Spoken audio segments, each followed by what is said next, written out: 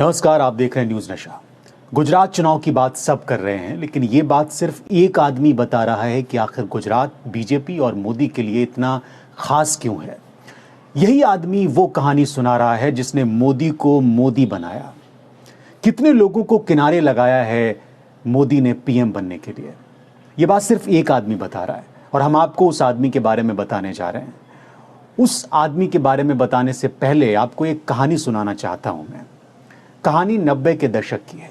गुजरात में 3 दोस्त थे, तीनों में गहरी दोस्ती थी, तीनों राजनीति में और तीनों की अपनी अपनी महत्वाकांक्षाएं, तीनों की राजनीति के शिखर में पहुंचने की महत्वाकांक्षाएं थी। इन तीनों में उम्र का अंतर था, लेकिन एक बात थी कि ये तीनों एक दूसरे पर बहुत भरोसा करते थे। इनके नाम भी मैं आपको बता देता हूं। एक थे केशुभाई पटेल, दूसरे थे शंकर सिंह वाघेला और तीसरे थे नरेंद्र मोदी। केशुभाई पटेल और मोदी के बीच में गुरु शिष्य और मित्र का रिश्ता था। वैसे तो केशुभाई पटेल ने मोदी को राजनीति का काखागा सीखने में मदद की, लेकिन कहते हैं कि महत्वाकांक्षाएं बहुत बड़ी होती हैं और ये किसी को भी हाशिए पर धकेल देती हैं। और ऐसा ही हुआ इस तिगड़ी के बीच। 1998 में केशुभाई पटेल दोबारा सीएम बने तो उन्होंने नरेंद्र मोदी को दिल्ली भिजवा दिया। और कहते तो यहां तक हैं कि केशुभाई पटेल चाहते थे कि मोदी कभी गुजरात न लौटें और गुजरात के नेताओं से न मिलें। लेकिन इन तीनों ने, यानी शंकर सिंह वाघेला, केशुभाई पटेल और नरेंद्र मोदी की दोस्ती के बारे में अगर आप समझना चाहते हैं तो थोड़ा पीछे चलिए, यानी 1995 में, जब इन तीनों का सिर्फ एक ही टारगेट हुआ करता था कि किसी भी कीमत पर गुजरात में बीजेपी को सत्ता में लाना है। और इन तीनों ने दिन रात मेहनत करके ऐसा किया। 1995 में केशुभाई पटेल की लीडरशिप में पार्टी ने पहली बार गुजरात जीता। ये वो दौर था जब मोदी राजनीति के नए नए खिलाड़ी बने थे और बड़े ख्वाब लेकर वो आगे बढ़ रहे थे। मोदी जानते थे कि अगर कुछ ज्यादा हासिल करना है तो कुर्बानियां तो देनी होंगी। तो गुजरात में बीजेपी की सरकार बनने के बाद शुरू हुआ कुर्बानियों का दौर। सरकार बनने के बाद सबसे पहले तिगड़ी टूटी। शंकर सिंह वाघेला बीजेपी से अलग हो गए। अगर केशुभाई पटेल और नरेंद्र मोदी की बात करें तो ये दोनों उस वक्त एक साथ थे, लेकिन केशुभाई पटेल जानते थे कि अगर खुद को बचाना है तो मोदी को किनारे करना होगा। और ऐसा उन्होंने किया 1998 में, जब उन्होंने मोदी को दिल्ली रवाना कर दिया। लेकिन होने को कौन टाल सकता है। 2001 में गुजरात में भूकंप आया, हालात खराब हो गए और आरोप लगा केशुभाई पटेल पर। यह कहा गया कि वो गुजरात संभाल नहीं पाए, भूकंप संभाल नहीं पाए, तबाही हुई, बहुत सारे लोग मरे और जिम्मेदार केशुभाई पटेल बने। 12,000 लोगों की मौत हुई इस भूकंप में।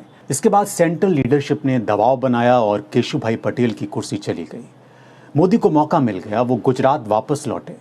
उन्होंने गुजरात की कुर्सी संभाल ली।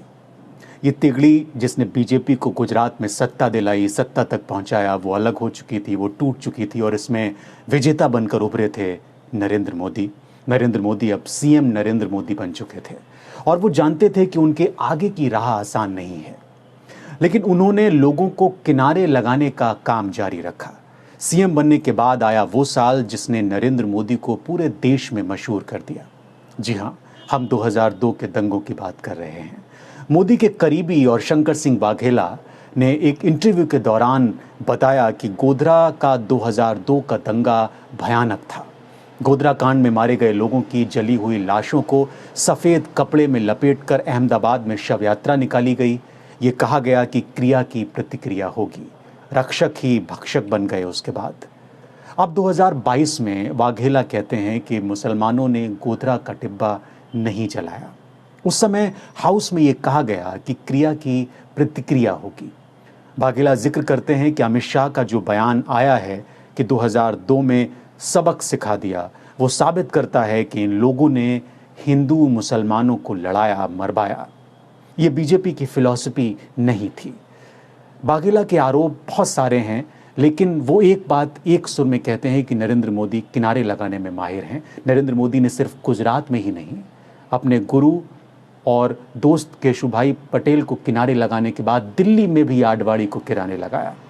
इस बारे में भी वाघेला ने खुलकर बात की है अपने इंटरव्यू में। उन्होंने कहा कि 2016 में आडवाणी की पत्नी कमला जी के निधन के बाद वो दिल्ली आए, मुलाकात की उन्होंने आडवाणी से। उन्होंने कहा कि मैंने उनके घर में रोटी खाई, मैंने तब कहा कि अभी मैं सिर्फ दुख में शामिल होने आया हूँ, आप जो भुगत रहे हैं उसकी कथा करने बाद में आऊँगा। ये सुनकर वो रोने लगे। उन्हें मार्गदर्शक मंडल में डाल दिया गया था।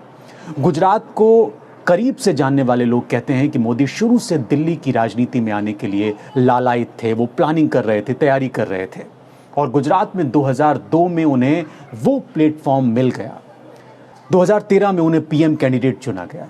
उन्होंने इसके बाद आडवाणी को किनारे लगा दिया और इसको लेकर उनकी काफ़ी आलोचना भी होती रहती है। तो मोदी की किनारे लगाने की पॉलिटिक्स ने एक एक करके हर उस आदमी को निपटाया जिसने उन्हें आगे बढ़ने में मदद की थी। यह आरोप शंकर सिंह वाघेला का है। यह आरोप दबी जुबान में केशुभाई पटेल भी लगाते रहे 2020 में इस दुनिया को अलविदा कहने से पहले तक। और वाघेला कहते हैं कि यह आरोप आडवाणी भी लगाते हैं। वो 3 दोस्त जिन्होंने 95 में गुजरात में बीजेपी की सरकार बनवाई, उनमें से एक देश का पीएम है, दूसरा 45 साल से राजनीति में है, बीजेपी, कांग्रेस, एनसीपी में बड़े पदों पर रहा है, विधायक, सांसद और केंद्रीय मंत्री रहा है और अभी प्रजा शक्ति डेमोक्रेटिक पार्टी का मुखिया है। तीसरा केशुभाई पटेल 2020 में दुनिया को अलविदा कह गया है। ये 3 दोस्त अब अलग अलग हो गए, लेकिन मोदी की पॉलिटिक्स यही है और इसीलिए बीजेपी गुजरात में जीतती है। यही है मोदी की किनारे पॉलिटिक्स। और आप हमसे जुड़े रहने के लिए सब्सक्राइब करें YouTube पर, फॉलो करें ट्विटर पर और लाइक करें Facebook पर। और ज्यादा जानकारी के लिए आपको टाइप करना